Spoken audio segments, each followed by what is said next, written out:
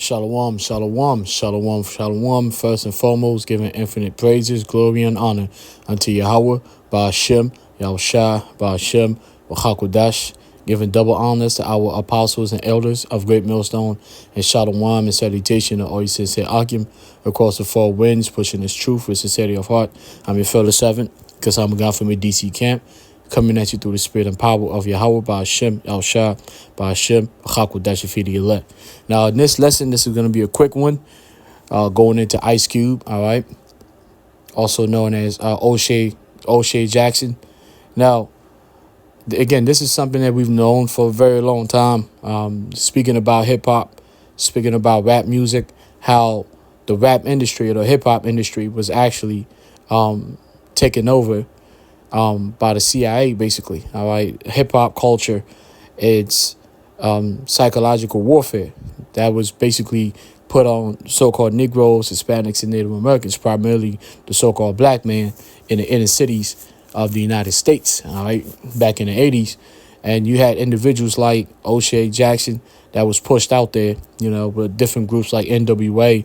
And basically, a lot of our people have bought into this so-called culture. They call it black culture, which is nothing but a psyop. And now O'Shea's coming back later. And most recently, he had a sit down with Bill Maher and just acknowledge that he had actually sat down with individuals at record label that were basically CIA agents, and how he was basically pressured into pushing this narrative, this death music, to the generations back then. All right, because Esau, the so-called white man, the devil that the Bible speaks of, has always known that music was one of the ways that he could basically use, one of the tools that he could use to destroy Israel. All right, because we are a people that are acute to music and songs. All right, so he used that and flipped it as a weapon of war against us. All right, so now without further ado, this is Up North Live. It says Ice Cube warns rap record labels encourage criminal behavior and help fuel private prisons. And we've known this, right? But the thing is, again, O'Shea, all right, a day late and a dollar short. All right, a day late and a dollar short. All right, it's a lot of blood that was spilled when it comes to that music, when it comes to this death music and this death culture called hip hop. And now you coming out all these decades later, and now you want to, tell the truth about the fact that you actually was in a room with record labels, and as he's gonna state, record labels that pressured you to put out gangster rap, death songs, and then those same, because that was Amalek, right, the so-called Jew, right, of jewelry. Those same individuals own private prisons. All right, because the prison system, for the most part, is privately owned. All right, it's a business. So, as a matter of fact, we could read this, but we just gonna go straight to the horse's mouth. All right, so let's listen to a little bit of this. Fair use, because I know it's off of YouTube, so I'm not gonna play the whole thing. This is for educational purposes only. Fair use. This is an industry. Okay, let's take rap music. Let's take it. Same people who own the labels own the prisons. So Literally the same people? literally the same people who own the labels own private prisons. So,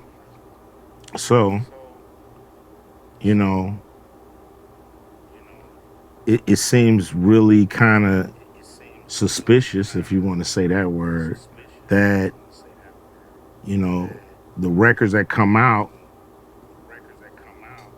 are really geared to push people towards that prison industry. But they didn't make you write those lyrics. It's not about making somebody write the lyrics. It's about being there as guardrails to make sure certain songs make it through and certain songs don't. Certain flavors are exposed on the record. Some records are made by committee.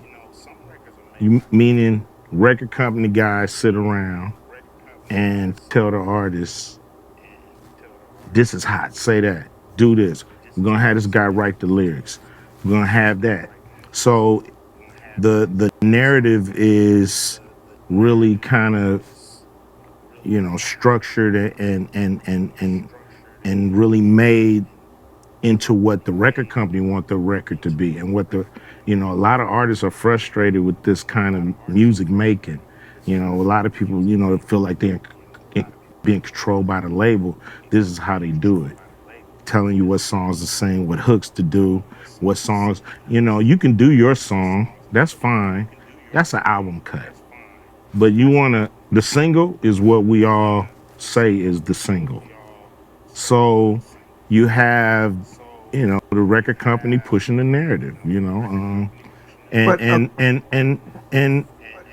so this to me is in somewhat, some social engineering going on here to make sure Uh-oh. those prisons stay full. Now, there's a lot. There you go. All right. And again, you can go and check this.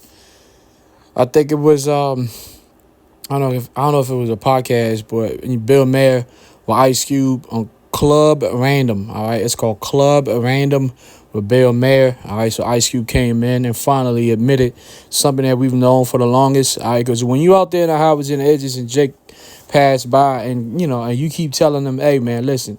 There's black culture, there's hip hop culture, there's music that you listen to, there's deaf culture, there's actual CIA operation, and that these rappers actually sit at a table with record labels that actually own the prison, the majority of those prisons, to keep the prisons full. Jake look at you like, nah, man, what are you talking about? It's a conspiracy theory. Well, there it is. See, Ice Cube at this point, his conscience is eating him up. He's realizing what he's done to his people, taking a bag and pushing a deaf music. And he also has enough FU money to talk about it and not get canceled. All right, but as far as O'Shea, he's still gonna have to pay for it. He's still gonna have to pay for it because, as we know, going back to the '80s, man, this group right here, NWA, niggas with attitude, I guess. They were the original guys that were put out there and to push gangster music. All right, and out of all of these dudes, Dre was Dr. Dre. He was the producer, right? But if you're talking about the lyrical content, the genius lyrical, when it came to lyrical content was O'Shea, Ice Cube. All right, he's the one who wrote 80 to 90% of their lyrics. All right, and he's just telling you right there that they were being pressured to release certain lyrics that were more destructive to the so-called black youth. All right, by primarily the tribe of Judah, the so-called African American man. And then, of course, when Judah is exposed to the madness, all the tribes gonna follow suit. All right, so-called Hispanic Negro, Hispanics, so-called Native American tribes. Eventually, this thing sparked up, and now the number one genre of music, not only in America but the entire world, really, is what? It's that deaf culture. It's the hip hop, which comes in and destroys basically the youth. All right, it turns young men into criminals, and then those criminals become slaves to the prison and industrial system. All right, so there it is. It came straight out of the horse's mouth. So let's get to the scriptures. It's Isaiah chapter 1, verse 23. It says, "Thy princes are rebellious and companions of thieves. Everyone loveth gift and followeth after rewards. They judge not the fatherless, and neither doth the cause of the widow come unto them." Now, the cause of the widow is suddenly coming into the mind of Ice Cube, but again, O'Shea, you a day late and a dollar short.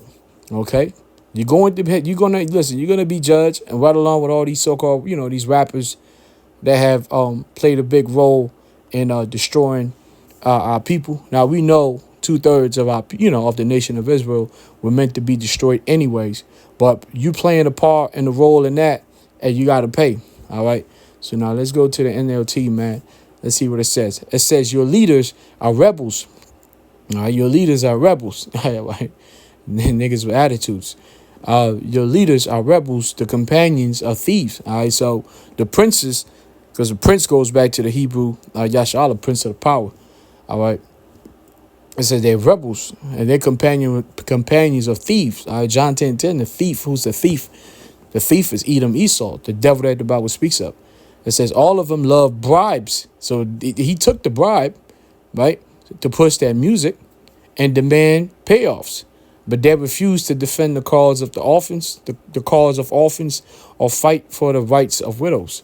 So now what Ice Cube is doing, again, it's a day later and $1 short. And he's going, he's going to have to pay for that. All right. So let's go back to King James. Verse 24. It says, therefore saith the Lord of hosts, the mighty one of Israel, I will ease me of mine adversary and avenge me of my enemies. All right. So now it goes on and on, but that's the main point. All right. So now let's go to Proverbs chapter 12, verse 26. The righteous is more excellent than his neighbor, but the way of the wicked seduceth them. All right. So the righteous is excellent, more excellent than his neighbor, the Israelite man. But again, the way of the wicked, Esau came in, put in the money. And again, these are jakes that came out of the inner cities. And of course, it was a lot of oppression going on. Of course, you had the cops running around beating the shit out of jakes and whatnot. But we not fools. We know that, you still had niggas that was being wicked as hell. All right. And they were getting a club to the dome. All right. They were getting their skull cracked because they were wicked as hell. All right. So when you're talking about putting the music, I'm pretty sure, a guy like Ice Cube, because I've listened to his music. And, you could tell he's, his lyrics, the content in his lyrics, you listen to an album and you see songs that, hey, man, this song right here, he's talking about, trying to build and so on and so forth. But that never really hit the radio. All right. It's a part of the album, but it never really hit the radio station. Where the shit that would hit the radio stations, like, that whole shit about Welcome to Compton and shit like that, crazy shit, man. The Eazy-E's of the world, the real motherfucking G's, where dudes is just talking about death and killing each other. Right? That's the shit that they want to put out there, man. Man, so, hey, it's coming out. It's even Cat Williams says the age of truth. We've been saying that, beginning with our apostles and elders of Great Millstone. We've been saying that we live in the age of truth. All right. This is Psalms chapter. We're going to close out with Psalms chapter 37, verse 16. It says, a little that a righteous man has is better than the riches of many wicked. All right. So as men of the Lord, listen, we don't really trip about, being rich and the scripture tells us to not labor to be rich. We don't want to be rich in this wicked society. The United States is known in the Bible as the virgin daughter of Babylon. The scriptures clearly states that Babylon will be destroyed by thermonuclear missiles. And everybody, all the elements is going to melt. All the so-called riches and all these people and their so-called riches, they're going to melt. So Esau and we don't want none of the shit that he got. We don't want to share riches in the tents with the wicked. All right. It says, for the arms of the wicked shall be broken, but the Lord upholdeth the righteous. All right. So the hopeful elect, the 1/3, the 144 are going to be upheld. All right. And you could be upheld without being rich, as long as you're rich in spirit. And that's the only thing we care about. Us hopeful elect is to be rich in spirit. The Lord knoweth the days of the upright, and their inheritance shall be forever, which is immortality in the kingdom of heaven. There shall not. And Ice Cube, O'Shea, man, he can't get that on the first go, man, because he was part of a group of people that started a genre of music through selling out, taking a purse, a genre of music with lyrical content that was extremely detrimental to the youth and from generation to generation, to the point where now you got this thing in Chicago, drill music, which now, it's 100 times worse than the NWA days. All right. whether Ice Cube likes it or not. You know, when you look at drill music, this is what you niggas brought to this to the so-called community. Those are the fruits of your labor and wickedness. Whether you want to attach yourself to that or not, these are the fruits of your labor. All right. Verse 19, there shall not be ashamed in the evil time, and in the days of famine they shall be satisfied. See, when famine kicks in, all that money ain't gonna matter. All that money that they got for all these rappers, all the money that they taking and not giving a damn about their people and selling death, it's not gonna matter. Verse 20, but the wicked shall perish, and the enemies of the Lord shall be as the fat of lambs. They shall consume into smoke, shall they consume away. All right, so ultimately, man, they're going to be destroyed, man. 2/3 of you so-called Negroes, Hispanics, and Native Americans, you're going to be destroyed, man. That was basically what I wanted to bring forth. Like I said, if you have time, you can go and listen to it.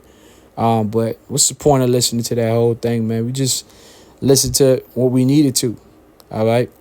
O'Shea coming out and basically acknowledging that the record labels at the time was pushing the type of music that would be detrimental to the youth, the Israelite youth. And in the same record label owners, he found out, own private prisons. All right, so yeah, there you go. It's the cycle of Esau being a devil. All right, so with that, I'm going to say, Kal Halei Amla Yahweh, Ba'ashem Yahushua, Ba'ashem Chakodash, double honors to our apostles and elders of Great Millstone. Shalom and salutation to all you saints and Akim.